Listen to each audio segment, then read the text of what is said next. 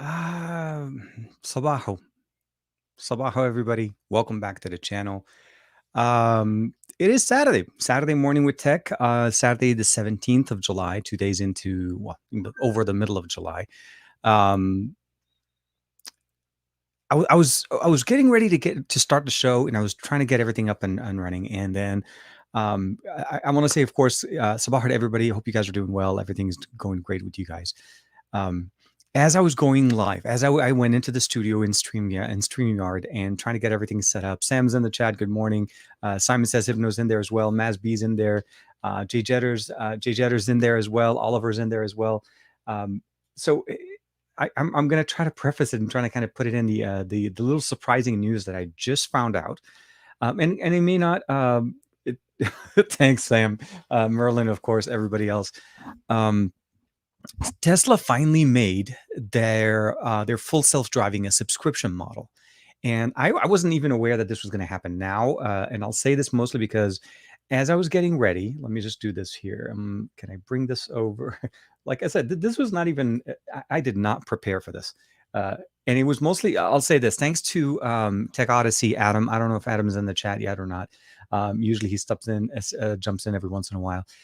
So he posted about it. Obviously, his wife also, Sarah J. Awesome, is also a big Tesla fan. So she's had hers. I think a little a little longer than mine. So she got hers. I watch her content also. She does a lot of great Tesla stuff. Um, Self-driving. Sam's already vocalizing his opinion on this one, and I agree. There are certain things you need to be understanding. There's no way in hell. Basically, saying is there's no way he's going to want to have a self-driving car. So to kind of preface this before we get in too far, this is not fully autonomous self-driving. This is pure much the current model of self-driving, which means Tesla is no longer going to try to give you the option of being able to buy it, right? Self-driving has been something that Tesla cars have had for some time. And Tesla used to charge, I think, was it $5,000, $7,000. Then the latest thing, which is when I was getting my car, was around $10,000. And that's for the package. It means you buy that and you're no longer having to subscribe to it. And that's an option that you're able to do. And essentially, it's a one lump sum. You either add it to the car if you're buying, leasing it, whatever. But that's, again, if you're doing all of those. What happened today and what I saw, hey, Greg, good morning, man, is I saw Adam's post. And let me see if I can share the screen with you guys real quick. Okay. So the reason why you're getting this little bit of a verklempt kind of look on my face is when I was thinking about getting the car, that was one of the biggest things that they told me about that. This was back in February. And they're like, we're hearing a lot of rumors. It's going to come out. Is it going to go? Is it going to happen? And at the end of the day, what they're trying to do right now is this. And I'm not sure if you guys can read this. Let me see. Can I make this bigger? Oh yeah, I think it's right here. Here we are. We'll go one smaller here. Okay. So the way the subscription essentially is, Tesla finally made the announcement of the subscription-based model for full self-driving, but there's two models of this, depending on what your car already has. And of course, the biggest thing is that your car has to have the hardware necessary for full self-driving. Meaning, if you bought the car, it has full self-driving, but you chose not to go for that, now you have the ability of adding this. But now it's based on a subscription model. Is it worth it, though? This is where I'm actually going to get into a conversation a little bit. First and foremost, this is a subscription-based model, meaning you pay per month. So on top of your car monthly payments, this will be a separate subscription, and this is also separate from their internet connection, which is what they call the premium connectivity function.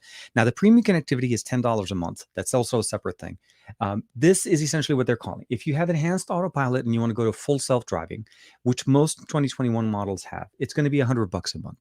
If you had basic autopilot, an earlier generation of this, which you did not go for the full self, the enhanced autopilot, which by the way was a separate package on its own. So if you went with you already had a basic, you could upgrade to the enhanced, and then from there on.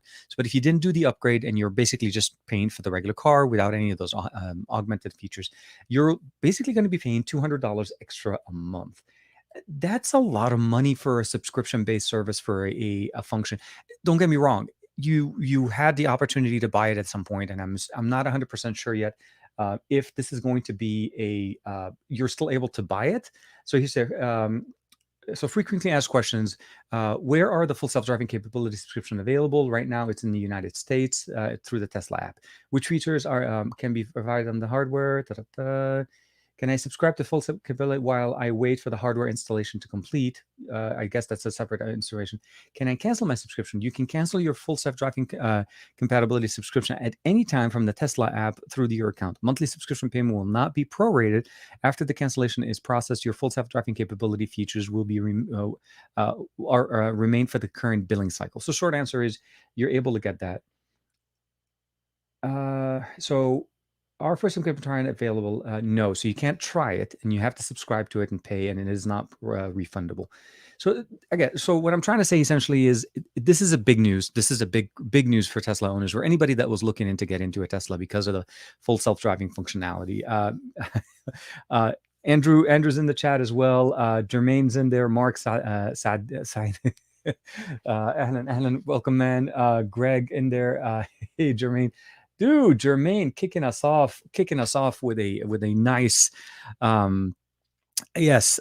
So you know what? Let's shift the conversation. First, thank you very much for the super chat, man. I love that. And let's start talking about some Xperia stuff. Again, the Tesla things, it's a big announcement. I'll touch base a little bit more on that. But it was seriously, as I was going in, I saw so Adam tweeted at me earlier, and then I saw his tweet, and I was about to go back into it. So I went to his profile, and then sure enough, I see his tweet that he, obviously he signed up his wife for it. So I guess she did not have the full self-driving. Now, full self-driving, we'll talk about that. But let's talk Sony Xperia, because there's been a few things going on. First things first, there is a delay in the launch, at least in the US market. I don't know if it's been confirmed yet in the European market or not. Originally, we were supposed to get the Xperia 1 Mark III in the US on the 19th of August shipping. So pre-orders have already started. So you're able to go in there and put in your pre-orders, sign up and get the promotion, the free earbuds, the free Call of Duty CP points. But the launch date or the availability, meaning people were going to start getting hardware around the 19th of August, and that was the anticipated date. Today is the 17th, so roughly about a month from now. Sony's website on the Sony Xperia website, and let me see if I'm able to pull that up correctly, has now, well, so if you were pre-ordering it directly there, you can see now that the actual availability date or the ship date has moved a couple times within the last week. It was at one point showing September 3rd, so we already moved into September. And this morning, if I'm not mistaken, it said it was around the 28th or the 30th. I do need to bring that up because I think it's, hold on, let me see here. I can bring up the link. So the short answer is, it seems like there's some delay issues. It could be hardware availability, also chip shortage. There is the last thing I can probably estimate, just for reference. None of this is confirmed by Sony yet, other than what I can see from their site. I can 100% confirm, because that part is on their site. You cannot go against what's already available on their website for pre-order. So let's go ahead and share the screen. Again, thanks very much, man. Thank you very much, man. So here. Now it says releasing on August 27th. Let me, actually, I guess I did not share. So let's go ahead and share. We'll do share, jump one more time. And here it is. So the launch date, where it used to be on August 19th, which was again when it was first available. Earlier this week, it was saying September 3rd. Now it says August 27th. So there seems to be some delays in the hardware availability of the Xperia 1 Mark III. That's something that's going on. On top of the fact right now, and I did reach out to, just to kind of reference for you guys, I did reach out, not regarding this delay, but the next conversation, which I'm seeing some articles being posted saying Sony will only support the Xperia 1 Mark III for one version of software update, meaning it came out with Android 11, or it's going to be coming out with Android 11, since that's the current version of Android, and it will not be receiving more than just Android 12. Because Android 12 was technically be one software update. Now, that doesn't speak to security patch update support, how many years that's going to be, but one version software update to the next version, which more than likely will end up being somewhere in next year's timeframe by the time the software is fine-tuned. It's a little bit, I'm not sure if something that I think we can, so it's not typical to see something like this. The reason I say this, the Xperia 1, not even the Mark, the Xperia 1 has received Android 10 and Android 11 updates, and that's two software updates. The Xperia 1 Mark II was released with Android, if I'm not mistaken, with Android 10, and then later on received Android 11 because it came out later. So that's already on a one software update. And to my understanding, that received two. So if you're reading these articles and it's concerning, I'm trying to get a confirmation from Sony as to exactly what it is. There was prior conversations also talking about the fact that 4K 120 wasn't running at the same time. That it was either 4K or 120, and then I think there was some other documentations that provided. I'm also reaching out to that for that answer as well. How do I feel about this? This is something that's I'm not 100% sure why this would be, and I'm not even actually believing the conversation. I understand that the source of the one software update is based out of, I guess, a posting in a European country site from Sony. That's where they're pulling the data from. Again, this could be a mistypo, could be something into that. So I'm waiting for an official statement from Sony to kind of be able to comment on it a little bit more. But the delay is definitely real. There is some delays, and it seems like more than likely the Xperia 5 Mark III would also be affected by this as well, because the longer it takes for the 1 Mark III to come out, the longer it's going to take for the 5 Mark III to come out. So short answer, it's a little bit up in the air. The delays are true, but as far as the actual support, I'm not 100% sure. I would imagine at least 2 software update at the very least, so 12 and 13, mostly because it is coming so later in the year, and 12, by the time 11 comes out, or the Xperia Mark III comes out, Android 11 would have been basically, or Android 12 would be literally, at this rate, a couple of weeks away from being official from Pixel, right? Because that's the launch of it from Google in around September. So there's things to be talked about, so just keep that in mind. And I do want to say again, thank you very much to Jermaine for kicking us off with on the right note there. That's the 1,000 subscription service. So yeah, kind of jumping back into the comment from Andrew here from Fat Produce. Yeah, we're turning into a subscription-based kind of a society. If you really think about it, the subscription model is so feeding into everything. Everything we want to get, it's going to be end up being a subscription. Like gaming is now an online subscription. We have 1,000 subscription services from different studios, different exclusives. And I understand you can pick and choose what you want. You don't have to subscribe to everything. But are you, and I mean, I'll ask you guys a question. I mean, even if it is a Tesla or not a Tesla, would you pay a subscription-based service on top of your monthly payment for a car that you're buying? Would you do that, or would you rather have it as a payment, as included, something included in your payment? The reason behind it is, let's say you don't have the enhanced autopilot, right? You're going straight cold turkey from the base model all the way up to the full self-driving.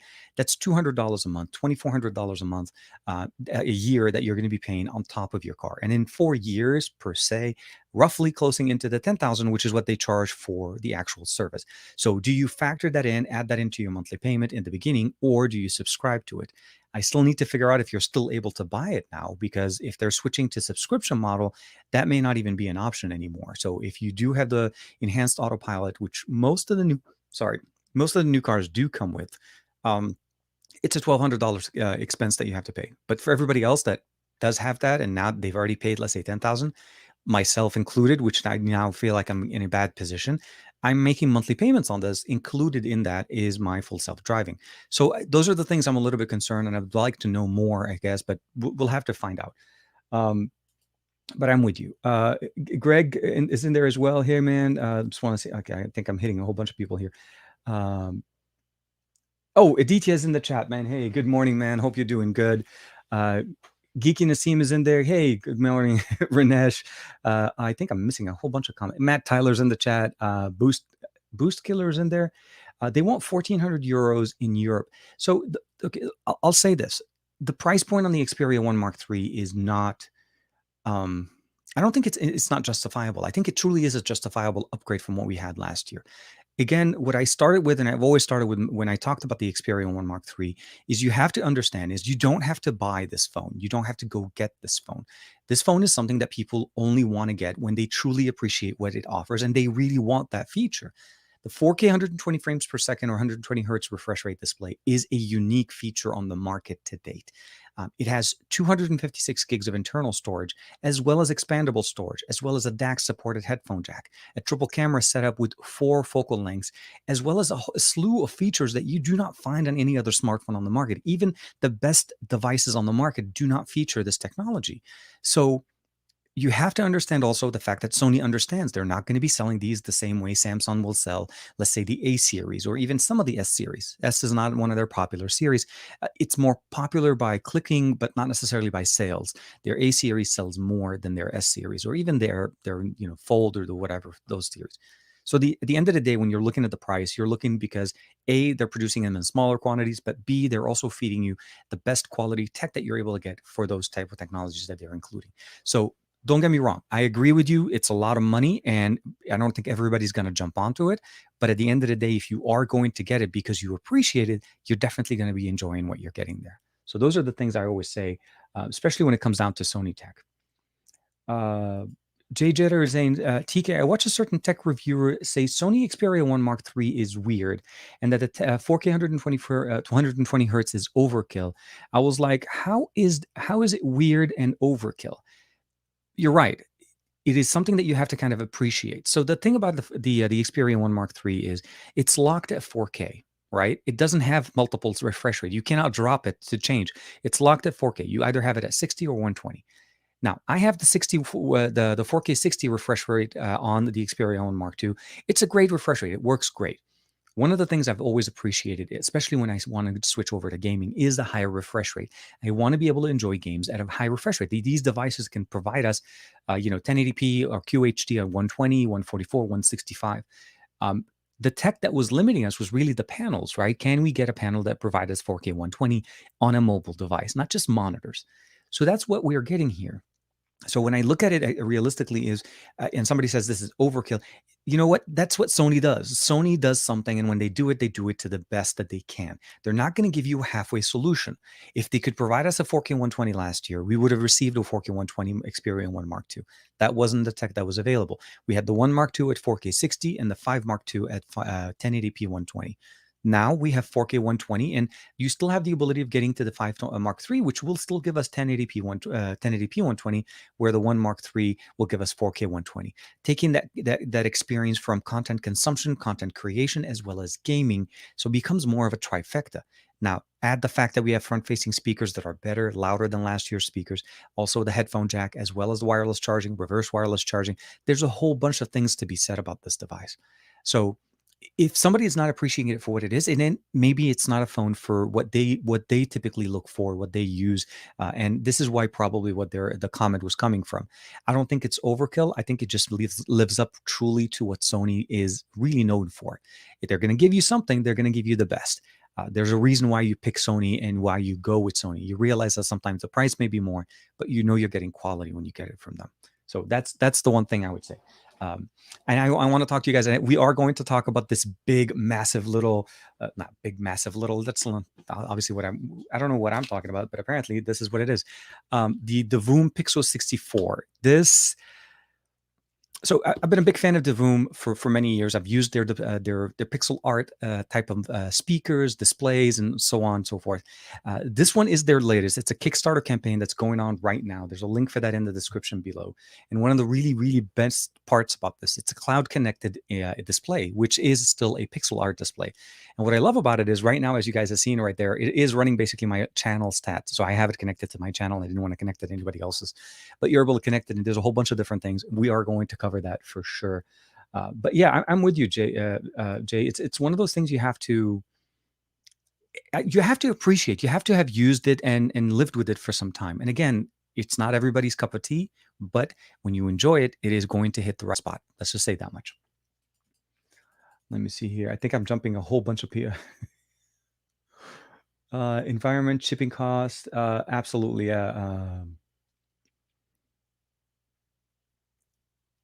Oh, yes, of course. Yeah, and just for reference for everybody else's, let's talk about that a little bit more as well. And I feel like this will be something. Geeky Nassim is one of, as you guys know, a regular on the channel, ended up being one of the winners on the channel. I don't know why I'm running a little bit. Okay. It was actually one of the winners, one of the 10 winners that we ended up selecting on Monday during that live stream of the Realme GT. So just a quick little update on that one, just to kind of give you guys a heads up. So on Monday, we did select 10 winners. 2 people did not respond, or the short answer, I would say, basically did not respond in the time allotted, although I did even give a somewhat of a grace period after that. I waited another 6 hours after the 24 hours original requirement. And then we ended up having to pick a couple more people. There was one person, though, after the live stream was over, that I did when I was double checking their video entries, did also still have another entry that was not a qualified entry as well. The video was submitted of something else and it wasn't linking. So short answer, we have the winners. The winners have been selected as well as confirmed, and I did receive the basically the information needed to provide over to Realme. The process now goes pretty simple from here. Realme is going to be shipping out the hardware.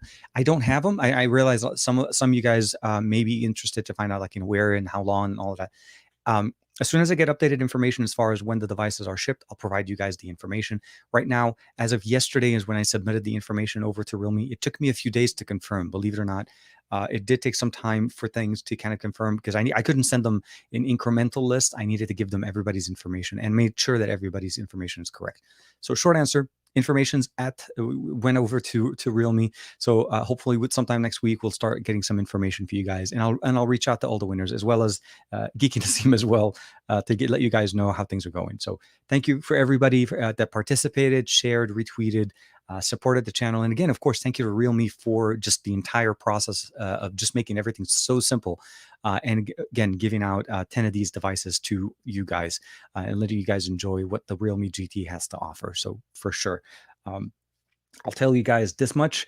This one's going to my son. He's if you guys probably already know this at some point or another, what's it called, the ROG Phone 2 that we've had that has been hanging out with us for the last couple of years. We had that problem with the display. We fixed it. We replaced it. The display now is delaminating. So the device is not exactly in the best condition and is literally on borrowed time, in my opinion, because sooner or later, at some point, something's going to get in there and just fry it. So short answer, my son's going to be switching over to the GT, as this is going to be a great device for him to be able to use. Fast charging, headphone jack, great, 120 hertz display, stereo speakers, all of the things that he enjoys right now at obviously a 2021 888 processing kind of level of experience. So definitely very nice. And again, congrats, Geeky Nassim, on the winning there.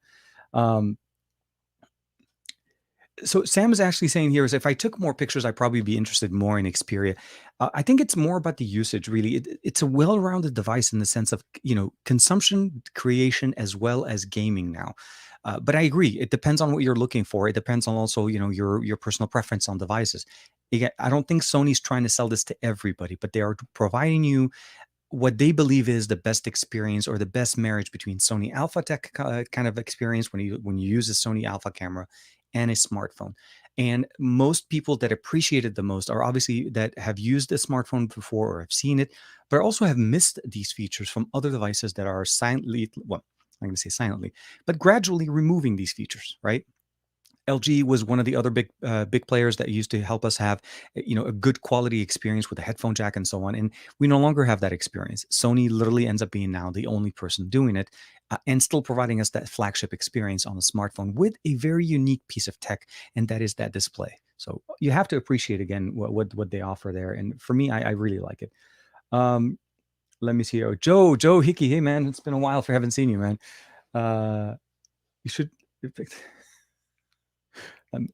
So Matt Tyler saying I should have picked his backflip video. I'm going to tell you, Matt, I have searched, man. If there is a link to that video, I would love to publicly show it right now. And of course, feature you and make you a running, feature on the channel.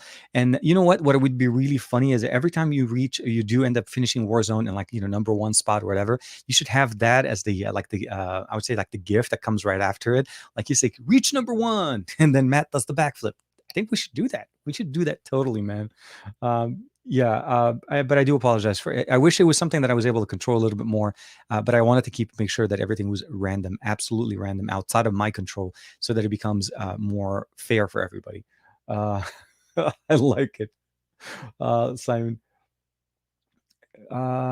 Oh, here. Okay, so let me see. So DTS jumping in. Okay, so I'm probably gonna go budget with an A series line Pixel is being released. This, if it ends up being released. But damn, I'd love some Xperia. Hoping prices on the 5 Mark II drop substantially. More than likely, yes. You're going to probably have a much better deal if you're thinking about getting them maybe secondhand. Like, I don't know if they have a service similar to the way we have it in here. I'm not talking eBay. I'm not a big fan of eBay when it comes to smartphones, because you typically will end up getting a lot of not just necessarily fake hardware, but things that just don't usually work well. I don't. It just makes it too complicated. Ever since Swappa became a thing, for me, I've been using them to buy and sell my devices consistently, and I've had good luck. Although I'll say this, I did have one time a situation where the device I purchased did end up being blacklisted on T-Mobile after about a month of me purchasing it. So it was a coincidentally, it was also a Sony.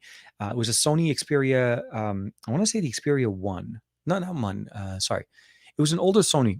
I can't remember the exact model, but the short answer is I purchased it used. It was a T-Mobile device. I had my SIM card. I was working, and one day I was coming back home.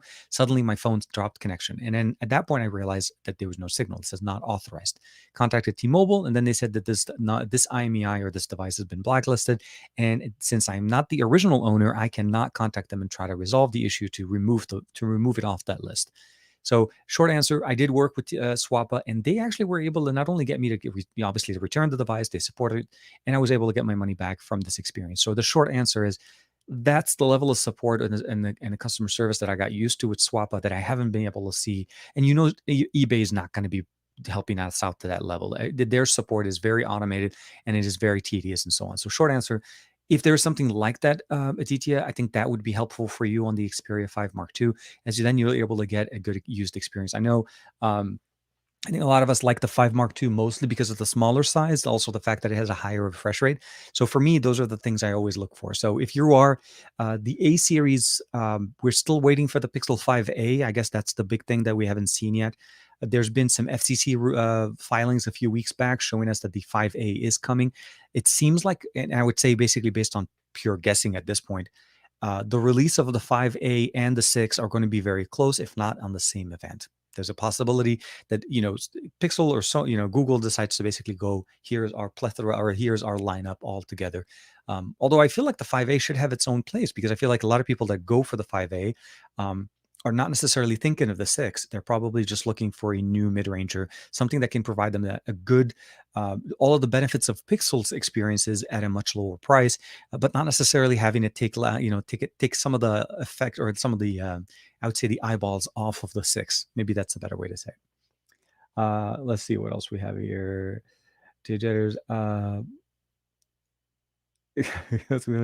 Absolutely. Jay Jetter saying congratulating all the winners, of course. I appreciate it, man. Yeah. And the thing about it is I'm working on trying to get more giveaways done on the channel as well. That's the other thing about it. Uh, I don't mind doing giveaways. The biggest thing, I'll be very frank with you guys. It's not that I don't like doing giveaways. It's the logistical part that comes after the giveaway that typically ends up becoming a little bit of a process.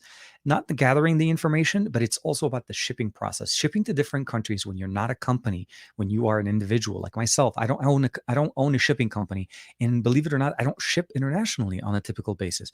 Most of my shipping is, if anything, is RMAs or something like that, but they're basically based in the US, and that's typically the experience. But shipping internationally could get very expensive. To kind of just give you guys a quick kind of an update, a while back there was a giveaway that we did with Honor, right? And the phone was an Honor phone that they gave me to give away to you guys. So that was the thing. And the phone ended up basically the winner was outside of the US and had to ship it to them. But just to let you know that that device cost me $175 to ship. Now, I'm not trying to make it sound like I don't want to pay, but the fact of the matter is, imagine if I had to pay that for 10 devices or 5 devices. That's just a lot of that's a lot of money that I don't typically make. And I know I just want to be very frank. I don't make that much money on YouTube. This is not part of what it is. I am not I it's not a money situation per se, but it is a logistical thing, but but it does kind of fall back into the money. So the short answer for that is it is expensive to do giveaways, especially international, because I always want to make sure it's international for you guys. So again, Realme, absolutely boss level status on that one in my book. They not only jumped in, they're covering all of that. And again, that was my biggest thing for making sure that they understood that I want them to cover the shipping, because as much as I'd like to have 10 Realme GTs at the house, I can't cover the expenses of shipping it. And if you guys saw the names of the people that are there that won, it's international. It truly is international, and it's hitting everywhere around the globe. So it's beautiful. And for people that are on the channel, especially like Geeky Nasim and such, I'm very happy that you guys got a chance to win them. So very, very happy there.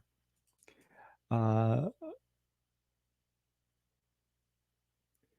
So Todd's asking about the screen. Let's go ahead and just do a quick walkthrough with this one. So I want to mention this is this is made by a company called Divoom. Divoom makes a lot of pixel art, and let me just see here if I can show you guys real quick what it looks like. So here they're currently running on Kickstarter. It's not available to buy. Although I'll say that the earlier model, the one that came out either early or late last year, early this year or late last year, is available on Amazon. And there was a video, I think we featured it on another episode of Saturday Morning with Tech. So let me just share real quick the screen with you guys here. There is a link, by the way, in the description if you guys are interested to find out more or to check out the actual campaign. And I don't know why I jumped on the FAQ. Let me see. Okay, so that's why. So I have the box in front of me and we're doing it. So here, the campaign is essentially called, it's the Divoom Pixoo-64. It's a pixel art smart clock for cyber world. And what it means here is that this is a Wi-Fi enabled version that pulls data from Wi-Fi sources. So what you're seeing right here on the screen for me, let me go ahead and just see if we can do this. Let me say, well, anyways, we'll do that in 1 second.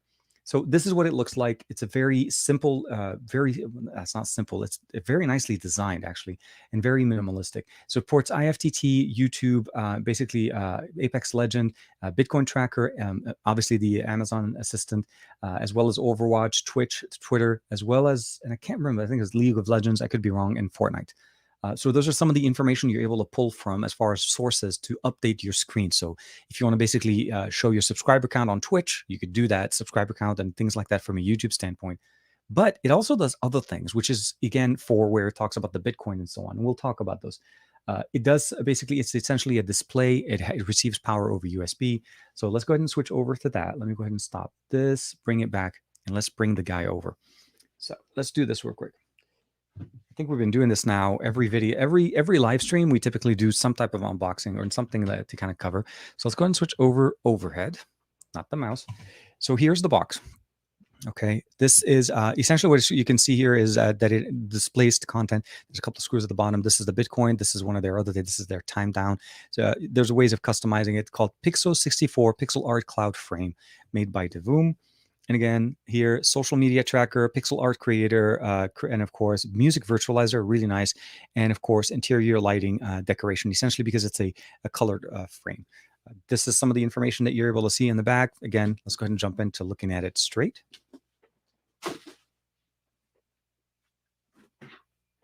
So right now I'm powering it from a power bank just to make it portable. But before I was actually using it, I had it connected directly into a USB port. So let's go ahead. So there is a little kickstand that comes in the back. Let's go ahead and flip it over. So here's the back, the Divoom model. This actually houses very nicely present. And if you want to use it, you just basically pull it up. And then there's a little bit of a kickstand here that you put it on the bottom. And sorry, now I'm doing it and I can't do it on screen. So it ends up becoming like a little stand and it just stands up very nicely. There's a hook placement at the bottom, as well as two hooks on the bottom. Sorry, that was on the top. This is the bottom. So you're able to also hang it if you want to use hanging hooks. On the left side, we have a power button as well as a brightness level control. And of course, nothing else on this side. But let's go ahead and remove the kickstand and we'll put it here. So right now, what I've been doing, I've been using it as a hanging on my wall. So the display is very simple. Sorry for the ring light that's showing up there. And controlling it is very, very easy. You just need to install the Divoom application. So let's go ahead and bring up the Divoom app. If I can bring up the Divoom app without necessarily messing it up here. So here it is, Divoom. So here's the app. It controls it Wi-Fi, so it connects it to the Wi-Fi and sets it up. So you can jump in here, you can select different formats. So this is basically just a different format of a different screen that you're able to customize. You're also able to jump in and add different social media. So those are the different social media feeds. You also have the ability of jumping in. I think this is for other streaming services. Okay. I think these are some of the other available ones online. You have a standard, basically it's, time that you can customize. So you can go in there and I'll give it a second to load. And you're able to customize the experience from not just the content, but also where you're getting it. And once it loads, give it a second. Just want to make sure I'm connected to the same Wi-Fi. Yeah, that's one thing to keep in mind. Once you set it up, if it's not on the same Wi-Fi, it ends up becoming a little bit different. So your classic clock, you can customize it, change it. We have the ability of changing into, this is, Mandarin pixel. So this is a little bit different. You'll notice here it changes it. There's also the classic clock. If I'm not mistaken, this one is, this one is the different animals, so you can definitely play around with it. And there's a whole bunch of different things that you can do. The one thing I did want to show you guys here real quick on the Bitcoin. So if you love to track the price of Bitcoin, this is the current price of Bitcoin right now, 31,740 on. And the timing I need to fix because it's still synced to the wrong time. But you're also able to jump into different timing here, different options. And or here, so like here, this is cyber currency. So you have it just shows different coins showing up, the different timeline. Stock market here, you can customize it. You can go in and jump in and then customize the different stocks. So if you're big, again, with Tesla, you can add that in there and of course make track all of that information. So very nice. And it sits really on the wall. That's the beautiful thing about it. And you can seriously change it anywhere and everywhere you want. There's a whole bunch of different things that you can also add into it here. One of the other options that I really like about it is the ability of jumping into basically adding different subscriptions. So you can subscribe to different feeds. It has a built-in virtualizer. This is a virtualizing key. Well, it has a microphone that listens to music. So if you're playing music around it as I'm talking, you can see the virtualizer work. You can see different options here with this little cat jumping in. And as I talk more, the cubes get bigger. And as if I talk a little softer, it goes better. And again, you can customize it there. It has some additional options here to add custom designs. You can also jump in, if I'm not mistaken, here. Let's see. Where is it here? So device. So you can customize the device location, the tag, the metric, if you can change it from Celsius to Fahrenheit, startup logo, boot display animation, all of those things that you can customize as well. And that's one of the really main things that I really like about it is it's simple to customize and easy to set up. Let me see here. What else do we have here? So we have the virtualizer, custom 1, custom 2. Again, very, very simple, very easy to set up. And just really like one of the more fun things to do, and it works really great for like a pixel art. So setting it up, it uses any power source, like USB again is what I've been using it. So let's go ahead and go back here. We'll jump back. I want to go back to Galleria here. So went back to the stock, and we'll go ahead and customize. Let me go ahead and put that back here. So discover. A lot of different options. Let's just say that much. There's a whole bunch of different options, and you can actually create your own. That's the other part that I like about it. So here, clocks, and we're going to go back to the YouTube channel. I'll give it a second, and I'm going to bring back this, put it back at the bottom. It's really nice, and just put it back. Here we go.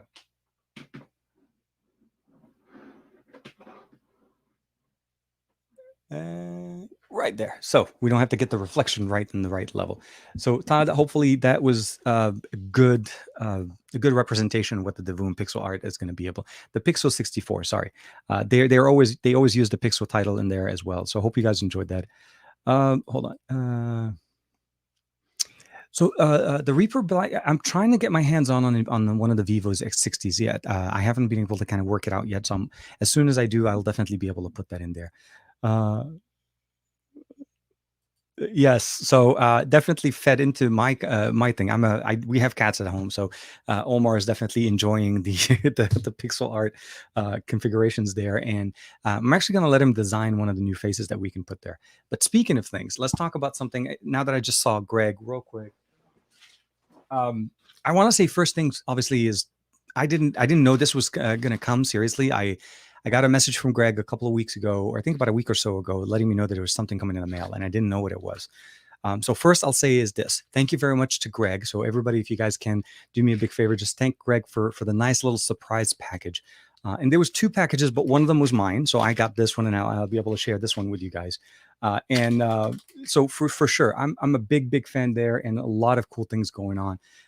But let me show you guys what I got in the mail. So first thing first, I think you guys probably saw Greg's been, I don't know if he's been tweeting it or posting it or not, but let me see if I can post this to show you guys exactly what this is. So this is Greg. He posted and he printed this on his 3D printer, the logo. So this is my color logo that you guys typically see on the channel with the beard, the white part of it and all of that. And it just looks absolutely great. And it actually looks even better when there's a light source behind it. Let me see if I can show you what it looks like a little bit more here. So let me try. Okay, so here, a little bit like this. You can see it adds a little bit more of the I guess the shading to it. So let me give it, yeah, right there. So the shading of it gets a little bit better when there's a light source behind it. Short answer, it's a great little surprise gift there. But that wasn't all of it. Let's switch over to the top camera one more time. A couple of good. This one I think is a like a necklace kind of a. You can hang it from the car. It says Tesla on it on side here. Obviously black, matching my car. A nice Linux penguin here. You can kind of see it. Hopefully you guys can see it right there. Yeah, right there. So you can definitely see it. It's a nice little coaster, a Linux coaster. And not only that, but he also included a few additional ones here, the Tesla logo ones in white as well as in black. So I got a few nice coasters set up for the office right now. And last but not least, of course, we gotta show the Android. And I think this one's a little bit harder to show, mostly because of the coloring. So here, let me see if I can get it. It's harder. So short answer, it's Android. You guys can see it right there. It says Android right there. So thank you very much to Greg for. But wait, there's more. Oh, it's a keychain. Sorry. Yes. I couldn't figure if it was a keychain or like one of those things that you can hang from the rear view mirror in the car. So that's really what I was thinking, was something just to keep it in the car and just kind of a nice little souvenir. So but yeah, a lot of these things are well, not a lot, all of these things are actually 3D printed on Greg's new printer. So definitely very, very nice. Orders will be going straight to Greg and he will be handling all mass production on everything on that one. Yeah. Matt. So yeah, Matt's jumping in. Greg has been making some moves lately. Love that, Greg, too. Also, a lot of people. It's very, very nice, man. And seriously, it was a very, like, when I found out it was coming, I didn't realize what I was in there. So when he told me it was coming, he didn't say exactly what was in there. So a lot of the stuff that I saw in there were a surprise. I can tell you this much honestly. I'm using one of them right now. This is literally right under my one of my cups, the one that we use here, because I typically put it straight on the table. So it's very, very nice. And as you guys know, big fan of Teslas. Like I said, the reason why the beginning of the video was a little bit off for me is because when I heard about that back in February, it was rumored and we thought it was going to be coming.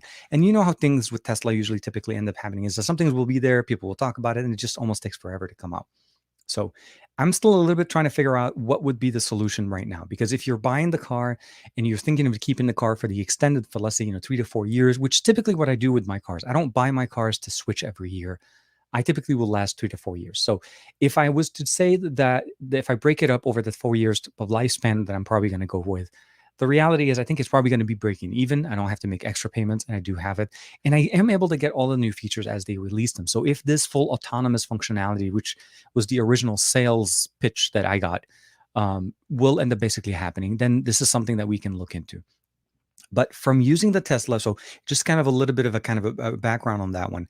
I've been driving it since the beginning of March. So I have March, April, May, June, and then now in July, right? So it's almost like 3.5, almost 4 months. Driving the car still is as fun as it was on day one. I love the fact that I can customize this car. I can add things to it. I can change things on it. I'm changing the lights on the reverse lights on or the brake lights on them in the next week or so. So those are things I enjoy in the car, and I still like it.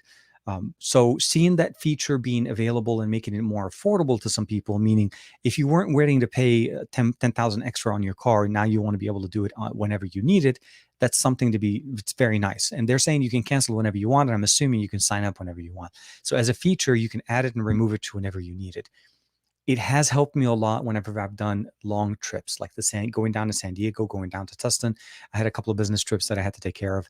And those were a lot easier when the freeways are empty and there's not a lot of people at driving it. I turn it on.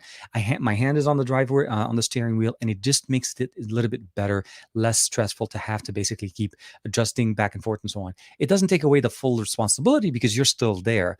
And there is a certain part of me that still doesn't 100% feel very comfortable with. It comes with time.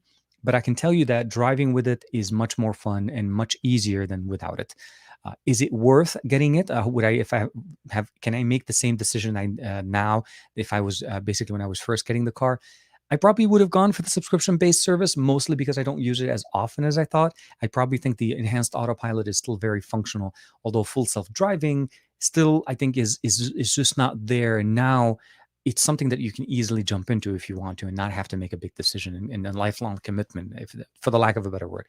Also, keep in mind, The if you bought it, it actually is a service or something, an upgrade that you bought into the car that you have, and it does not transfer. So where the subscription transfers because it's no longer tied up to the car, this what I did is tied up to the car. So if I sell this car now, it has full self-driving part of it.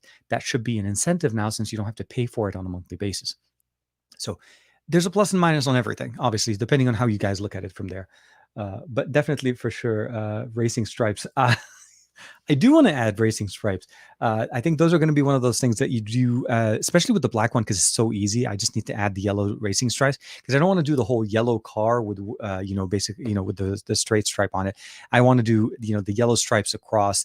I'm just debating if I want to do it it has to be on the sides. I take that back. There's no way to do it on the top unless I skip the entire top of the car since that's all glass. So I can do it on the hood going across, stopping on the windshield, goes all the way to the back. And then add the new lights. The new lights are, I think they're more of a BMW style light where they have the animation. So as you're hitting the brake, it just animation, it starts throwing lights to fill up the back light. And then when you hit the brakes or when you're reversing, it also has a different animation. So it changes it, makes it more unique, especially from the reverse point of view. Obviously, I'm not going to be able to see it, but I know that it'll be there for sure. It's... it's inevitable, TK. Once you're nearing the upgraded Tesla, you have to root it and install Ubuntu on it. I think that's the best way to do it. I think if there's ever a hack that I would love to be able to do is to upgrade the hardware on the CPU processor that they have on there. It's one of the slowest processors that we have. Their entertainment system really needs a lot of work. But yeah, thanks again to Greg for the prints and for the nice little surprise gift there. That was very, very nice. And dude, all that tech is in the chat. Oh, sorry, did not mean to do it. All that tech is in the chat. Good morning. Hope you're doing well. What time is it? It's noon. Okay, so hope you're doing well, man. I hope you're doing great. Thank you very much for the super sticker. Always appreciate it. All of this goes into the subscription of Full Self-Driving, and Tesla and Elon Musk will. No, I'm just joking. None of this will go to, but it goes into obviously supporting the channel. So I always appreciate that. Thank you, man. I hope you're doing well. By the way, I hope you're doing great. It is a very interesting. It is a very interesting approach to do things. And all that, of course, asking everybody, how's everybody doing? Everybody doing on that end. So yeah, there's a lot of things kind of going on with just, I guess, Tesla's approach, Sony's approach. The other thing I wanted to kind of talk to you guys, which was one of the other things that was kind of going on. Now, I saw another video. If you guys don't know Greggles, he put out a video this morning, I think within a day or so. All super chats go to Tesla. Yeah. In Elon we trust. I don't know if that should be a thing. No, I don't think it should be a thing. One of the other things I was actually kind of a little bit interested to see is that we're getting closer to the announcement, the unveiling, call it as it may be, the Samsung basically sharing with the world what the new version of the Galaxy Z Fold 3 is going to be. And I just want to make sure that people understand, and I'm talking as a Z Fold 2 owner. I have the Z Fold 2, purchased it at launch, and I still use it as a smartphone, and it is still a smartphone that I feel like has a purpose, has a placement in the usability features that it offers. The thing that I'm actually a little bit kind of still talking about, so with the leaks that are coming up, obviously they're talking about two different models, a higher end and a lower end model. But one of the things I was interested to see in there is that we're still going to be using the triple 12 megapixel camera sensors, which tells me that I think at least from the leaks at least is that Samsung's not looking into giving us an all-around high performance piece of hardware. It's really focusing primarily on the foldability function of it. So it's more of form and function, but not necessarily into high end. Triple camera, the cameras that we have on the Fold are good for what they offer. They're not going to be the best. They're not going to be able to give you the best experience as what do we expect, let's say, from the S21 or the S21 Ultra. Although keep in mind there are certain functionalities that are limited by the sensor size. So the short answer is I'm surprised to see that the sensors are still similar to the same. Now the S Pen or the new S Pen Pro that's going to be announced at the same time. That's the one that I'm pretty much 100% sure from the day they announced it back of the S21 that the S21 Pro was coming around that time, is going to be providing us that feature where S Pen functionality will be available for I was going to say for Teslas, for the series, for the Z Fold 3 series. And that's going to be something that I think we can all appreciate. But the fact that we still don't have an SD expansion, we're still paying high prices, even with both models being either the low end or the higher end.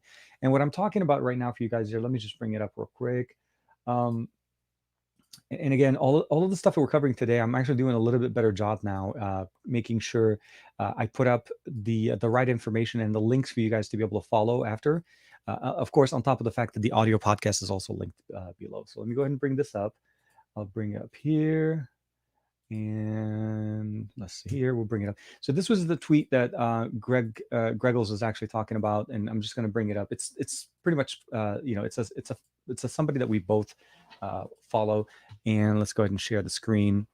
The biggest thing about this is actually, what is the killer feature of the Z Fold 3? Honestly, so we'll say this. The Z Fold 3, if it does support an S Pen, will not be shipping with an S Pen. You are going to have to buy the S Pen separately because the S Pen Pro is what they're releasing. So that's one thing. From all of the leaks that we've seen, it doesn't seem like the S Pen will be housed inside. So it's an accessory that you have to carry with you to use. And more than likely, this S Pen is going to work on the external display only, not on the internal one. The thing that I'm actually very interested on is, or at least that I was talking about just a second ago, at least for some of the leaks, is that they're going to keep carrying the 12 megapixel sensors that we have on the back. The camera experience is not really getting that much. Maybe the algorithm, the camera app gets a few more features, but the reality is the sensors are pretty much similar, and wouldn't be surprised if they're using very similar hardware. The 4400 milliampere battery with 25 watt charging, again, same thing, didn't change really much. The different colors, IPX7 with S Pen, and that's going to be the one thing that I'm interested to see. I don't think they're going to be able to do any kind of true water resistance on any of these devices, purely from the mechanism and because they cannot enclose the entire device. So I wouldn't really expect water resistance. But at least from what we're looking here, slightly bigger display, higher quality resolution, 120 hertz on both displays from the back. From the leaks, I would basically kind of take these with massive grain of salt. Mostly because Samsung hasn't officially made these available or announcements public yet, and all of the things that we're looking at right now are leaks. I mean, the whole Nintendo Switch OLED panel, the Nintendo Switch OLED was a massive leak, kind of gone wrong, where everybody thought it was the Switch Pro, and in reality turned up to be more of a slightly optimized version of the existing Switch, slightly bigger display, not a massively big jump, still 720p, still for the most part provides the same experience with a better UI element. Where the passport will sit against. It is going to be very interesting. Finally got into the live stream. Hey, man. Oh, man. Welcome, man. It is one of those interesting. Hazim is in the chat again. Hazim is one of the other guys as well. Jimmy Fire Dragon. Why are they using the Snapdragon 855? So I think it's a remainder of some of the chipsets they use on the first generation Fold, which I'm not 100% sure why they would do. I mean, don't get me wrong, the 855 is very capable, and obviously they're marrying it with the X50 modem because that's how they're going to be able to give us the 5G. That modem or that chipset did not have 5G built into it. The 865 was the first one, but they did. I want to say OnePlus did that with the what is it called? The McLaren Edition 5G. So in the US, the OnePlus 7T Pro, the 7T Pro McLaren Edition had 5G, and that was because they added there was a version difference here where they added the X50 modem to support 5G. So I think it's a cost benefit. If they have the chipset, they're able to jump into it. If they don't, then it's something that they're still able to source apparently because the 855 is 2 years old. I mean, we're literally in the middle of 888 next month. Honor made the announcement that they're going to be launching the Magic 3 globally on the 12th. I don't know if you guys saw the post over on XDA. The short answer is I think there's a lot of things going on, and we are already at the cusp of the 888 plus, not even just the 888. It's a cost savings. If they have the hardware from the original problems that they had with the 855 version of the Fold, then this could be basically a way for them to produce them. Realizing that, again, foldables are not going to sell as much as regular devices, so they're not really worried about these things flying off the shelves in like thousands and thousands. They're going to release them in certain batches, and I think the reality, it's all going to come down to pricing and function. The S Pen, as you can imagine, they gave it to the higher end model, the 888 model. But the main benefit that you're getting here, with the exception sorry, with the exception of the fact that it could basically have more better ruggedized mechanisms. Obviously, they'll have better folding mechanism, better optimizations for the S Pen, and some features that they can add that maybe only the Fold will have to entice people to kind of wanting to go into it. Um, I feel like the foldable market is something that you need to get into if you truly appreciate the medium. This is a thicker phone. This is a thicker phone, regardless of what format you're using. If you're using it closed, it's a thicker phone. If you're using it open, it's still a thicker phone because it doesn't fit anything else that you're using, and it's a lot wider than everything else. So this is not going to fit into a car holder. This is not going to fit into navigation the way you normally think of it. It needs a tablet holder. Uh, I'm really excited to see what they're offering if they truly are able to deliver on some of these things. I think the 888 and the 865 are very close in performance. So overall, I think from the daily things that we do, I'm not anticipating higher like this earth-shattering performance boost that we're going to be looking. More than likely, this is going to end up coming into the bigger display, the technology that we have, hopefully better panels, and the fact that we're going to be having 120 hertz on everything. So if you can look at that from that aspect, I think that's really where you're going to get the best experience. I can't wait to see what comes out. I'm more than likely obviously going to be upgrading, trading in my Z Fold 3, sorry, the 2 for the 3. But again, I'm really excited to see that we are getting an update, and they're also looking at having a more affordable version, which could be something that I think more people will consider at a lower price. Not necessarily that you'd wanted low quality, you wanted good quality, but a more affordable, so a tailored experience. Maybe that's where the 855 comes in. The other crazy thing is that the camera hardware seems to be better on the cheaper model. So I think it's the enticing factor, right? They're trying to kind of entice you, because if you notice also that the internal storage seemed to be doubled what is available on the big one. Again, treat this as a massive grain of salt. More than likely, there'll be higher storage availability. The 256 model that we got last year with the Z Fold 2 was the US and international model, and if I'm not mistaken, in their home country territory, they did release a 512, or actually take that back. In the China market, they released a 512 gig model, still supporting the Snapdragon 865, but it had a higher storage capability. So no question that Samsung will have variants of this. I don't truly trust that the higher end model will only show up in 12 and then the 256, although it seems like they're sticking to the same. They're somehow sticking to the same level of RAM, so 12 gigs of RAM across, which is more than enough, by the way. But it is interesting. Yeah, you're right. The snapshot that we're looking at is again a very interesting snapshot. It depicts two different models, but not necessarily at the same level. You more than likely there'll be higher models that we can definitely look into. Oh yes, and then and I'll jump onto the the next thing I was going to talk about, Greg, is Android beta. Android releasing, or Google releasing beta 3 for Android 12. So that was also available as well. Let me see here. Let me see.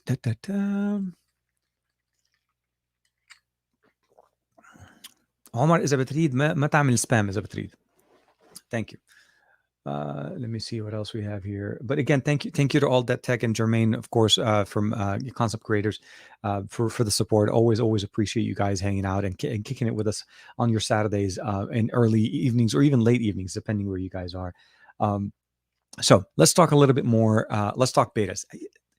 Not one time. Most of the time, whenever I'm making a thumbnail or a cover for the video, it's very hard to cover all of the topics we cover in our videos, right? So there's a lot of things that came up, but beta 3 was one of the big updates that they pushed out. It was a substantial update for me. It was about 1.7 gigabytes to download, even for the Pixel 4a. So that's something to say. There's a lot of under the hood optimization. The theming seems to be done much better. Also notice that there's some icon optimization. I'm sure Greg will probably jump into it as well. Always, man. How about the horrible search bar in the app drawer? It's still the same, man. I'm loving the fact that theming. Well, it's inconsistent. So let's show you guys what I'm talking about. So I applied the theme here. This is a Mandalorian, and I do apologize for the half a pound of dust that seems to be sitting on the screen. And of course, I just launched YouTube by coincidence. But you could see here that it's not 100% finished, right? So the Gmail gets themed, Photos gets themed, the Dialer, Messenger, Google Play Store, Chrome, the camera app gets themed. But if you switch over to the second screen, let's go ahead and bring it over. You notice that Hangout doesn't have it, Twitter doesn't have it, and of course, not everything gets themed correctly. And if you go into the themes, the app drawer, which I think Joe's actually talking about, none of it is themed. So there are some things that are still needing to be done and to be worked on. But the theming, the colors though on the notification panel are definitely much better. The also one thing that they also did is the power button in the middle of the screen. You notice on the bottom, the power button and the settings button did get switched. So now the power button is actually present in the middle where we had it before on the side. Also, one of the other things that they did mention here, when you go into the power button, or they used to show it up at the top, is let me see what we'll do here. Here. Yeah, is that the power controls for your automation, so your home automation buttons are still present. They brought them back, but now they're a toggle in your notification panel. The same thing kind of goes through if you're trying to go for Google Pay. You can click it and activate it, and you can add the service directly from there. So it's no longer part of the power button the way we have it on Android 11. Now it's fully integrated into a toggle in your notification panel. So if you need it, you activate it. If you don't need it, it's not going to be there. Pressing and holding the power button does the exact same thing, just brings this up, and you still have access to the notification shade to kind of put that in. So a few optimizations. I didn't get a chance to spend a lot of time. I don't know if you guys, if Joe and yes, you can definitely customize the colors. Hold on, let's bring that up here. So you go into the settings, you go under customizing, or you can actually just go, in there. So and what he's talking about essentially is that bottom section here where you're able to customize the colors on the button. So you can change it by changing the wallpaper, or you can go in there and customize the colors based on your preference, and you can select them and apply them in system-wide. Also, themed icons is also an option here. You can see that present. Themed icons, dark theme is also applied there. So in the theme section, you can customize all of this, and you can do this directly by just pressing and holding on the background and going into wallpaper styles or going into the settings tab. So it's definitely a visual optimization, a massive visual bump, and basically the theming engine is seems like it's almost 100%, with the exception of third-party apps for theming on the icon. So I'm waiting for that one. You can view disable the Google Assistant when swiping from the corner. Okay, so that's a new one. Did not know that was there. Okay, let's see here. Can we do? Let me see here. Okay, let me see. I guess I need to go into customize that, because that wasn't something I can customize yet. I don't think it's something you can actually customize by just swiping it and selecting it. It doesn't seem, yeah, but that's good. Yeah. You can view and disable the Google Assistant when swiping it from the corner. So that's one of the other options you're able to do, or you can now do that. There's a few more bug fixes and so on. Actually, let me see here if the dashboard has been added. That was one thing I was looking forward from the last update. So under permissions, not notifications, we'll go here under security, and then we're going to go into where is it? Where is it? Permission manager. Let me jump in here. Let's just, yeah. So here, and okay, we'll give it a second. I don't know why it's taking. So app permission contact here. We're going to jump in here. Okay, I don't know why. Okay, it's supposed to be under security. Oh, safety? No, because they did change a few things here. Privacy, it's under privacy, permission manager, and then we're gonna go. Okay, they didn't add the dashboard yet, because that. Oh, here it is, privacy dashboard. Take that back. Okay, so now they did bring in the privacy dashboard as well. Now it's actually an option that is built in directly. It used to be something that we needed to activate before. So a lot of little optimization. I don't go through everything yet. Golan Levy is saying, "Hey man, how you doing? Hope you're doing well." Is Nova Launcher optimized for gestures in Android 12 yet? I haven't had a chance to install it. Actually, I take that back. I do have it installed. I just haven't activated it, because I typically don't launch, because I want to be very aware of what's going on with Android 12. I didn't activate Nova on this one, and that's mostly because I don't typically do that. But I think the bug that if I'm not mistaken, the bug that Joe is talking about. So if you guys look at the icon right there at the top, right now, if you can see it right there next to my finger, it's a little bit orangey, right? The moment I click it to actually search, give it a second, you notice right there, it turned into the standard blue coloring in there. So let's go ahead and do no, because I think I do have, okay, I do, but I don't have it installed. So I have to install it on this one. I don't have it set up yet. I would imagine at some point, once Android 12 is officially available, when Nova releases it. The other thing I probably would say is double check if you're having any problems with the beta. Check the beta versions of Nova Prime. They typically do have more optimizations and better options, and they typically release them more frequently than the standard channel. So sign up for the beta if you're interested to check it out. But I will definitely check that out and make sure to cover that in the video. I didn't go through everything. Okay, so Joe's jumping in. So if you wish, you can disable the Google Assistant from coming up when you swipe up from the corner. I think they found a lot of people were accidentally bringing up the assistant up. It depends on where you're doing it. You're right. I've kind of mastered the ability because most of the time it's literally a corner. So I just have to swipe from the corner and it works. And I can tell you that it works perfectly even on Samsung devices that are not running the Pixel launcher and running Nova Prime. So that actually does work. But the ability of disabling it, I think that's a nice option to have as well. I have Microsoft Launcher on my Pixel. You also have your, don't you have the same launcher running on your, what's it called, on your Duo as well, which surprisingly recently was on Woot again for a very ridiculously low price. Simon says, Hypno says, yeah, the corner swipe is definitely a pain. I'll say this. It's an option for us to be able to launch the assistant. I typically use the voice activation, so I have that on for my devices. The ones that I'm using as a primary device. So other ones, I just disable it directly. So the main benefit that we get there is the ability of just initiating the function. But if you end up being, and let's say you're in a text situation where you're typing something and you just simply want to be able to bring it, it's nice to have, and you don't want to blurb the word, that to bring it up and initiate everybody else's devices. But it's nice that we have an option as well. So I like that option as well. Sorry. Sometimes it doesn't show up. So I think because this was a big push into the optimization with the UI UX elements for the theme engine, there's some issues going on. The minor switching or the minor theming of the icons not working on everything, and the swipe down, like you said, when you're not getting it, those are typical things you'd expect from a beta. I think to this point, though, we've been pampered, or I guess we feel like a little bit more. How do I say this?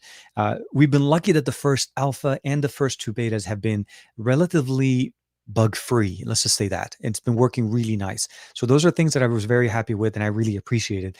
And I think we were bound to have a few hiccups here and there. It's still usable. It's still very stable. I think it's just something to keep in mind. And for me, every once in a while, Gmail just crashes. Like I'm in Gmail, I select the option to create a message and it does crash on me. So I just have to open it up again and it works. So little minor things like that. But again, this was never intended to be a daily driver the way they advertised it. And the full version should be coming out in about a month and a half. Or could be maybe roughly 2 months. I mean, middle of September, that would be to about 2 months from where we are. Oh, yes. So let's see real quick here. So Golan Levy saying, hey, the OnePlus Nord 2 seems to be a great value for the money because the sensors from the 9 series and the 2 speakers and the 90 hertz. And I think there's a lot of things to be said with the Nord line. So this is the Nord 2, a successor to what we had last year, which was the Nord, it was running the 765. This year, if I'm seeing it correctly, Simon says Hypno was mentioning also the fact that it's going to be running the Dimensity 1200. The Dimensity 1200, I haven't had a device that runs the Dimensity 1200 yet, but I've been using the Dimensity 1100 on some devices that I received. Like I think, if I'm not mistaken, the Infinix was running the 1100, and I think Honor was also starting to use them.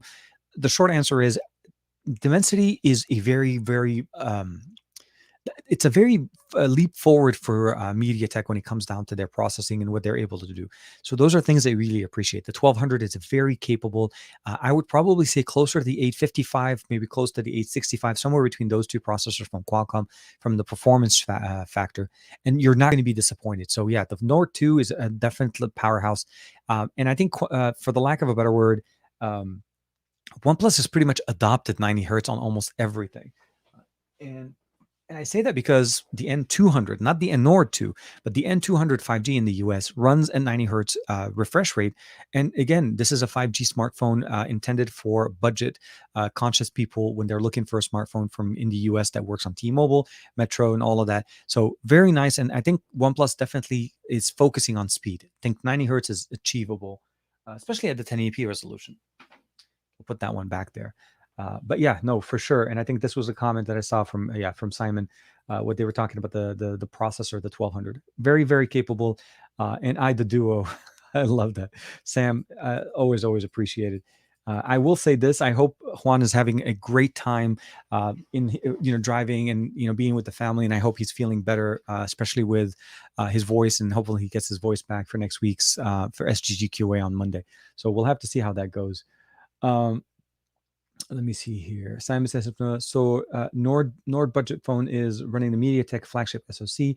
That is mad. What's it like? Something like, absolutely. You're close, and I love it. Aditya, absolutely right in that point as well. Um, Rashid Rush is actually saying Google and Snapdragon tied up for timely updates for the device. What happened to that? Okay, so I'm not sure if you're referring to the same one, to the Nord 2, that phone that just are I don't even think it's available yet. Um, yeah. So again, what Simon says, no, it's closer to the 870, which essentially is more of an 865 plus. So even better than the 865 from a benchmark. We'll have to see that. And everybody, yeah, exactly. I think a lot of us here, happy World Emoji Day, everybody. Appreciate it. As far as the updates with Snapdragon and so on, I think more than likely this is a combination of two things. It's not necessarily just Snapdragon supporting the processor and supporting the drivers and so on. It's really going to be more of a cost effectiveness and how much money they're wanting to be able to put into it. Keep in mind, this is a budget smartphone. We cannot expect flagship type of updates and years of support on something that the company itself is barely making any money on.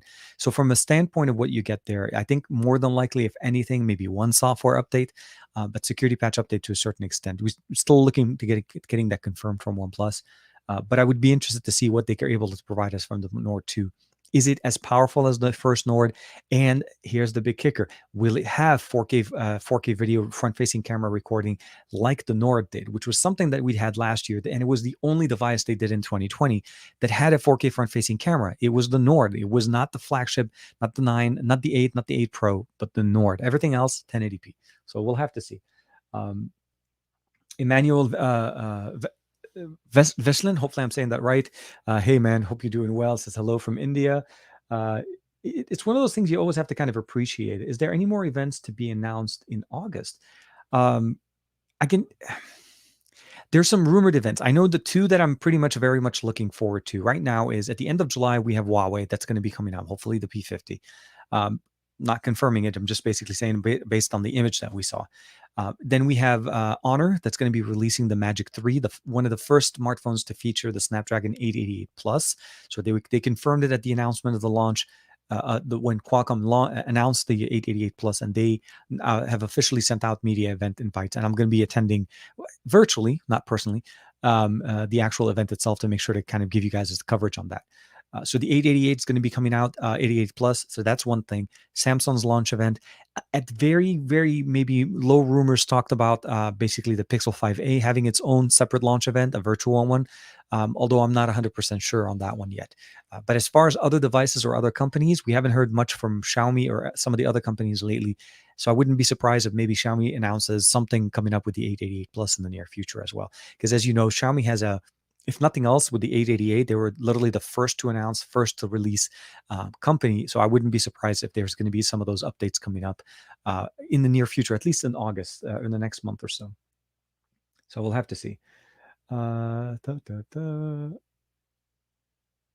So the big thing with the Honor Magic 3 is, so I just for reference a little bit. Okay, a few years back, Honor brought with them to CES here in Las Vegas with their first Honor Magic. And this was their first Honor phone that features their AI assistant, automated functionality, like basically where there is an AI function that runs in the background of you using the phone. If let's say you get a text message that says, let's have lunch at blah, blah, blah. The phone sees it. Not only that, recognizes it and gives you a link to basically where you're able to find information about that place. So kind of like some of the optimizations we have now with the assistant, but it's a little bit more on the automated side. And I was very much a big fan of that. I posted a video on XDA, and that was a great phone, but it was a concept and we never had a chance to check it out. It was a China-only device and it was only made there.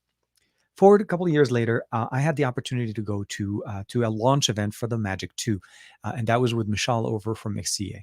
And that was also another big event. It was a sliding phone, kind of like at the same time around the Mi Mix 3 that Xiaomi was releasing. That's what we started to see here from Honor. The phone had a lot of great capabilities, was released in a few different versions, but again, featured specifically for the Chinese market.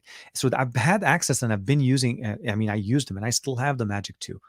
The Magic 3 is a global launch featuring a Snapdragon processor. So we're back to Snapdragon processors, which was something that I think we've been missing, obviously, with Honor devices for quite some time, because they did release at one point Snapdragon and high silicon Kirin chipset at some point.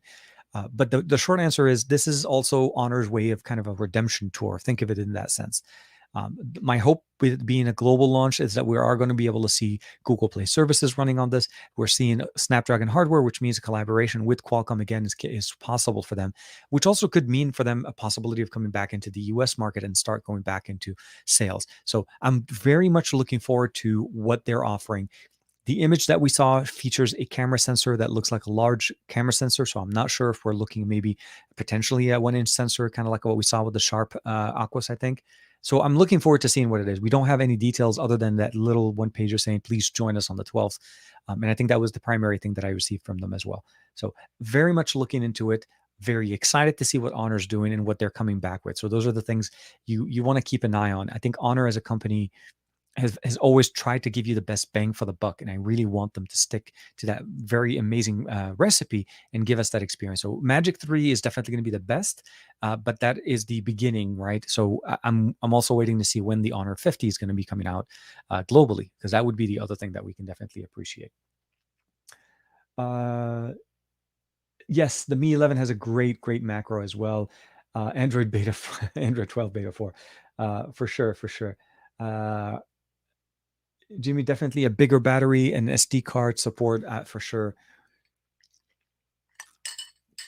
And Matt also, I mean, and a lot of us here in the chat, I think a lot of us here have seen and also used Honor devices over the years. I can say that I still have Honor device. I still have family members using an Honor. Like at least my father-in-law is still using the Honor 7X, and it still works for him the way it's supposed to. My mother-in-law has just switched over to a Pixel mostly because she had a problem, but Honor still makes great phones. Like I said, it's just the availability and support for US bands that have been the concern. And then again, we'll have to see how it kind of comes back. Hopefully, it comes back in the near future. So let me see what else is going on here. Yeah, same sound. We couldn't wrap my head around considering they're banned from Qualcomm chips and MediaTek chips as well. So they're actually they were releasing devices with MediaTek a couple weeks ago or so. I want to see it now. I want to say they announced MediaTek chipsets on their devices before this. So it's the main thing that changed here from where they were and where they are now is they are no longer part of Qualcomm. It's not Qualcomm. They're no longer part of the Huawei umbrella of companies. So they're no longer a subsidiary of Huawei, and their devices are going to be running under their own. So they're their own company now. They've veered off, and that's what's allowing them to be able to work a little bit more. The big thing that we haven't seen, though, is them coming back to the global market with Google Play services. Now, Qualcomm coming back into the table, MediaTek coming into to the equation are big factors in here, because now they're shifting away from Kirin, and we're not hearing any devices being released with their Kirin processor. So again, short answer, the goal is obviously to get them back, get things running, and getting everybody to be able to enjoy Honor devices, as they still have a very robust ecosystem that has been growing, and they've launched devices and different hardware across, not just in the in Europe, but also in China. So this is something that they're still working on and getting better. Oh, here's a quick question. So Bandwagon 240 is asking me, which carrier is your Realme GT running on? In the US, sorry, I live in Los Angeles, so I've been using T-Mobile in my area. So T-Mobile, I haven't been able to catch 5G, but I have been able to get a decent 4G LTE connectivity in certain areas.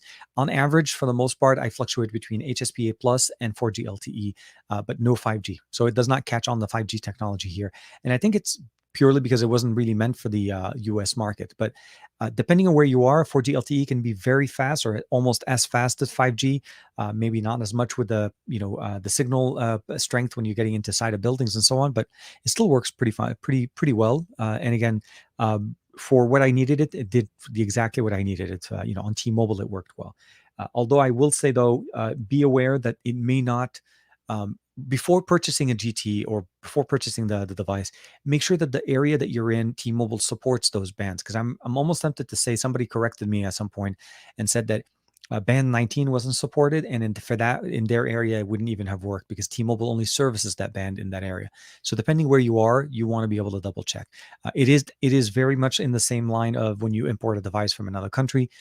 There are going to be some connectivity differences between what it was intended and what it has. Um, yes, thank you, Greg. I pretty much use AT&T and T-Mobile as on average, but T-Mobile more. So T-Mobile, I have a few more devices on, and AT&T typically just runs on one of my devices. I only have one SIM with them. But yeah, typically it's T-Mobile, and that's usually what I get. Referring to my comment, is the P50 is rumored to have the Snapdragon chip. So that's what I think. Sorry. So you guys were talking about that one. I'd be interested to see if that happens. I'd be interested to see if Qualcomm is not just Qualcomm, but if Huawei decides to drop Kirin, because that's been their bread and butter for so long. And to a certain extent, I feel like the Kirin was a very good competitor to the Qualcomm processor. So if they do end up going with the P50, we'll have to see how that goes. I haven't heard any specific word into what is going on. Waterproofing is a make or break it for me with the Z Fold 3. Those are going to be interesting. Anything that has moving parts will always have a challenge when it comes to waterproofing. And because of the level of flexibility, the OLED, the open compartments, again, we still have compartments here in the or ability for certain particles of dust to get in. So for them to be able to give you truly IP68 or IP65 or that type of level of water and dust resistance, the device would truly end up having to be either entirely encased, but still water resistant. It's going to be very interested to kind of give you that experience.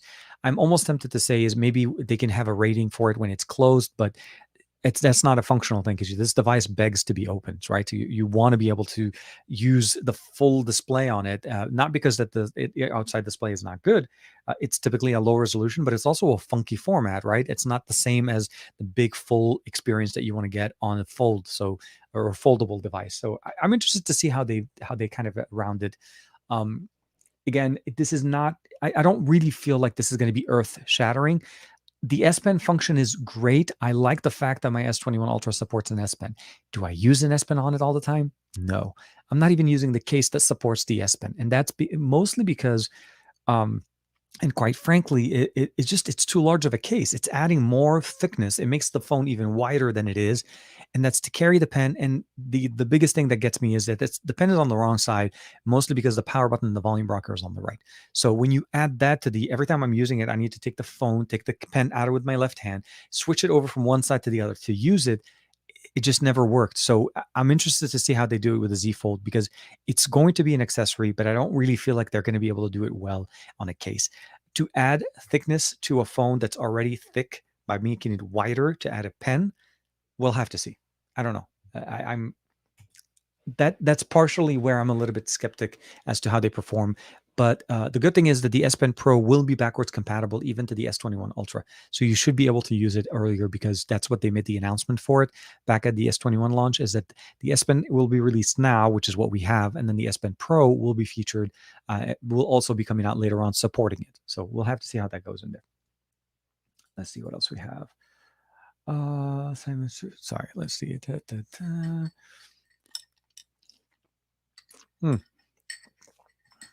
Let me see here. Simon says Hypno Alpha. I mean, Joey, Honor makes good devices and but I've never had any use. Yeah, it's been a few years since I've been here. The 7X series was the last time they released, and they've released the 8 and the 9 since then. I picked up an Honor 9X when I was in China that one time. When I went over to one of the trips that we were with Huawei, I ended up going into one of their stores.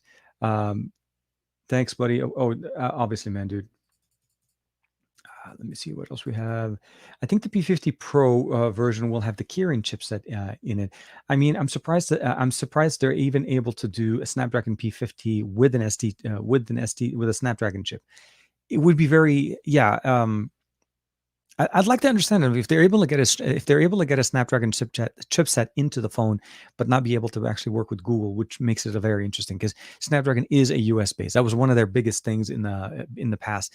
Not that it was a big issue for Huawei because of the Kirin chipset, but it was more about what is the capabilities and what can be done.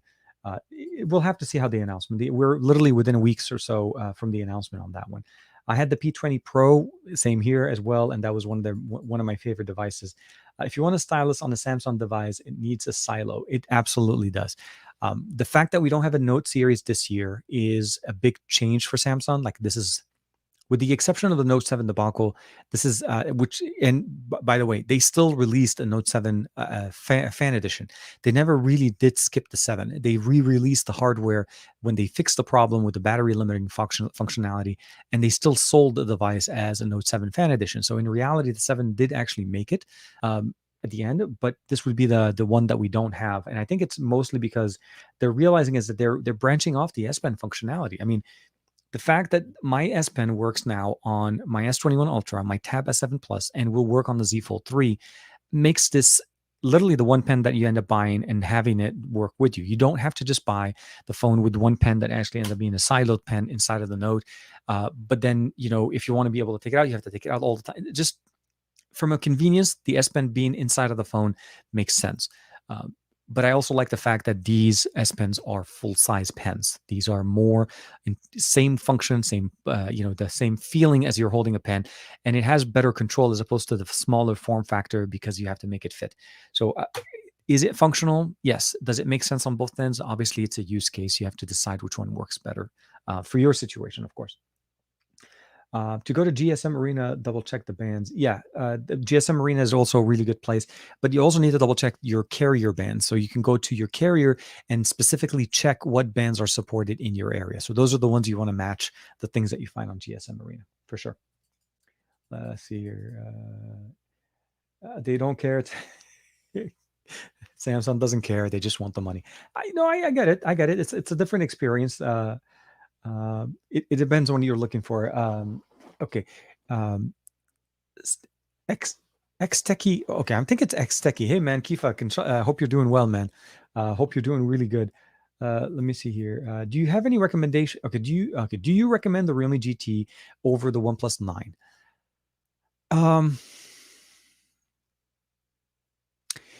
Over the OnePlus 9, it's a little bit of a different solution, right? They're both similar, right? They're very similar in the tech that they're offering, and they're very close. Design wise, if you're going with a limited edition yellow and black, I'll probably just go to that one right away. It's a toss up.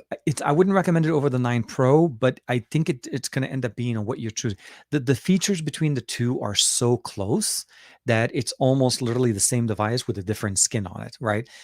You're running take that back. Realme OS, Realme UI 2.0, which is a derivative of Color OS, which to a certain point now is going to be merged with Oxygen OS and still providing some of the big similar features.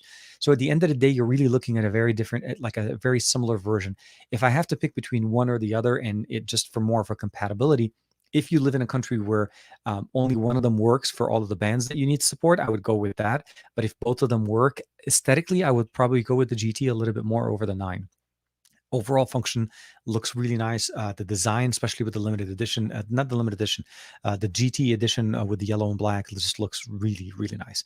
So you want to be able to enjoy your device, not just on the internals, but also on the external side. It has a lot of RAM, different configurations.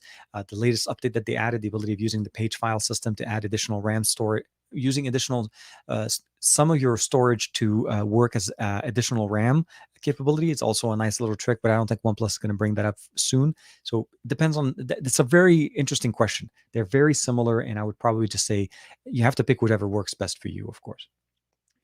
Let me see here.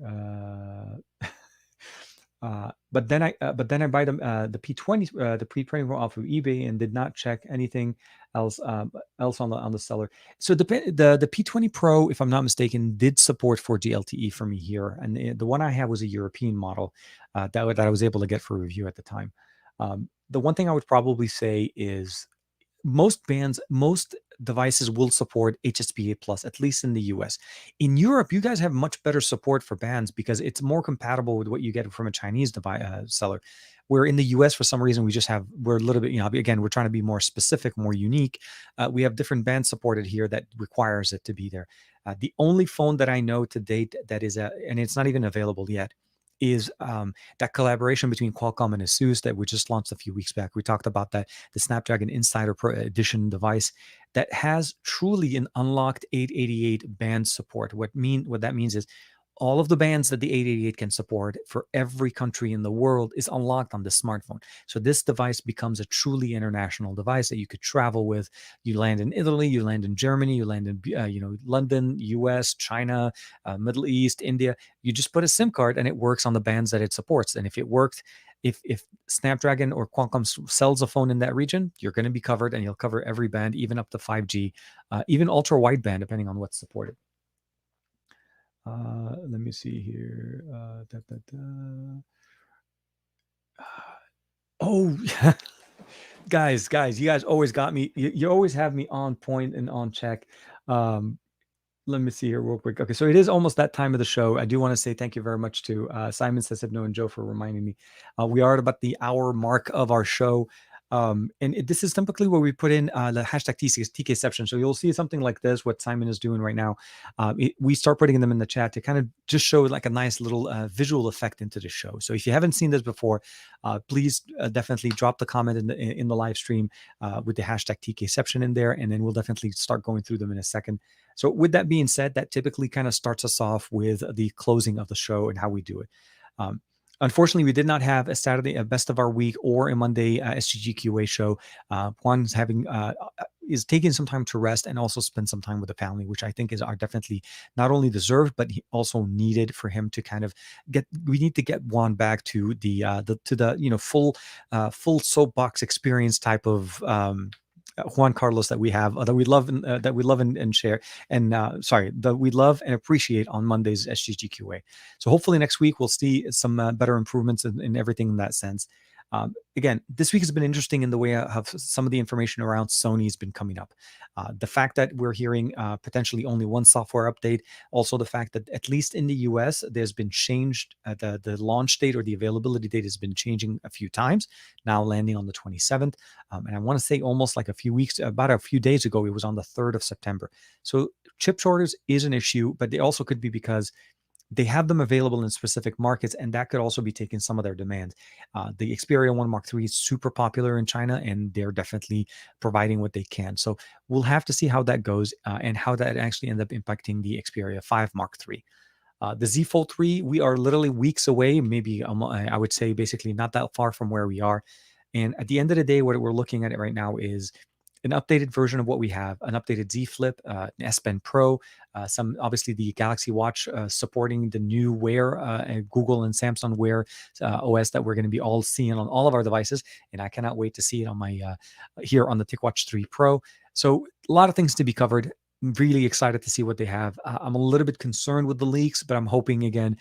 The leaks don't cover everything. They give us a snapshot of specific things, and when you compare them to other things, it doesn't really make 100% all of the sense that you wanted to see. So we'll have to see how that goes. Android 12 Beta 3 is definitely very nice. A lot more optimizations on the visuals, a lot of heavy work and focus on this. And I'm really wanting want to see how other companies, and let's say OnePlus and ColorOS and some of the other companies, start focusing on that. So we'll have to see how that goes as well. What else I want to see? Last one, I think, if I'm not mistaken. Oh, and please, if you haven't had a chance to check it out, the Divoom Pixoo-64 is available on Kickstarter from Divoom. Very nice, very functional. If you guys haven't had a chance to check it out, rewind a little bit into the beginning of the show, and you'll get a chance to see a quick hands-on and how to set this up. Very nice, very easy to use. It even has a visual EQ functionality for whenever you're listening to music, similar to what the Nano Leaves are doing at the top, but it's not necessarily in the same function. So what it means essentially is just more visual. And I love the fact that it just keeps updating the data here. So really, really cool. But yes, let's go ahead and do this real quick. We're going to bring it up on this end. I want to say thank you very much to Jermaine from Concept Creators and Alt That Tech, of course, for the super chat and the super sticker. You guys always rock as always. So with that being said, let me see if I can bring it up. I think because we started with Simon Says Hypno at some point. Where is it? You guys always, oh man, you guys are amazing. Thank you. And Okay, I can't find it, Simon, but I know I had it on the screen just a second ago. So here, we'll start up with Joey. So thank you very much to Joey for TKception, TK Foodie, Foodie to go, TK Tesla King. Always appreciate it, man. And Matt Tyler, the man, the myth, the king himself, uh, with Access Online, actually, Access Online TV. That's going to be, I think he did go live a couple of times this week. Unfortunately, I wasn't able to join. So they're starting to bring up more gaming experience on them on Twitch there. So please check that out. We also have Aditya, the man, the myth, the Mr. Cumberbatch himself, TK Arbe, TKception, TK Super Saiyan. This time I'm wearing the one that actually has Goku Super Saiyan Rose. This is Goku Black. So I don't know if you guys could see it right here. So it was an interesting shirt. I typically get my tees that have the design on the front. This one has it covered on the back, so everybody behind me can get to enjoy it, and I get to just hang out. TKception, Greg, again, thank you very much for all of the souvenirs and nice little gifts there. The keychain here, as well as the logo, the updated logo design here, very nice. And of course, hopefully we'll be able to share some more. TK Infinite here, thank you very much. Always, always. Here it is. Simon says Hypno. There was another one in there as well. I hope you guys are doing well in Europe. I know the temperatures are starting to kind of go up. It's not. I mean, as you guys have probably heard me say this many times, we've been running in heat for the last literally however long I can say it. We're not in the territory over 40s anymore. We're in like 36ers or so. But I know for you guys, it's getting up there in the closer to the 30s and getting warmer. So, yeah. It's part of our lives, and I think at some point we have to figure out some way to help ourselves reduce emissions. But stay safe, stay cool if you can, and hopefully the temperatures will drop very soon. We're back to normal. And thank you again for Johiki, of course, TKception, TK Alphabet, TK Tesla, and Team Pixel. Yes, please make sure to check out some of the videos I dropped for you guys this week.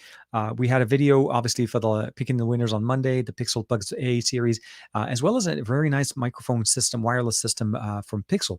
It's not Team Pixel. It's called the Pixel, basically Vocal Lark microphone system that enables you to run some EQ system type of customizations on a microphone on the go, and even the ability of adding a background music into your video while you're recording it. So it has an audio input as opposed to just not only that, but also an audio output. So 2 microphones and an audio input. So I would envision, like, even if you have a third microphone system or a separate microphone system, you can literally daisy chain these things to 9 receivers, ultimately hitting up to 18 people in the same conversation, recording the same audio. So crazy nice. So with that being said, of course, thank you very much for everybody. Darn typos. Joey jumping back in, kicking us off in there. Matt Tyler, Simon says Hypno. Greg, of course, Pixel 4a, Pixel 4 XL, of course. Ireland is humid. Oh yeah. So here, so Simon says Hypno is jumping with that. Hold on, oh, you know what? I forgot about this part. Guys, I forgot to do the TKception. Oh my God.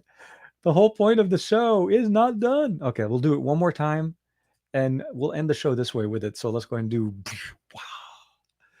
So yeah, no, definitely. I appreciate it. I appreciate everybody in here. Let's go ahead and jump in. Drink up TK. Thank you guys. No, thank you very much. Hold on. I want to bring a few of those. Yeah. So here, Pixelmate.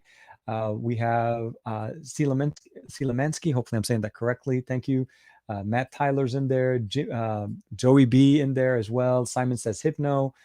Everybody, just thank you very much for everybody for hanging out. Aditya as well. Everybody, Alt That Tech, of course, we'll cap one more time. Maz B, thank you very much. TKA, thank you. I forgot. I totally forgot. ER1980, inshallah tkunum منيح. Welcome back, man. Hope you're doing well. Thank you very much for jumping in. See, I was like, at the end, I was like, wait, I'm going through all of the comments and not once did I see the inception. So yes, always appreciated.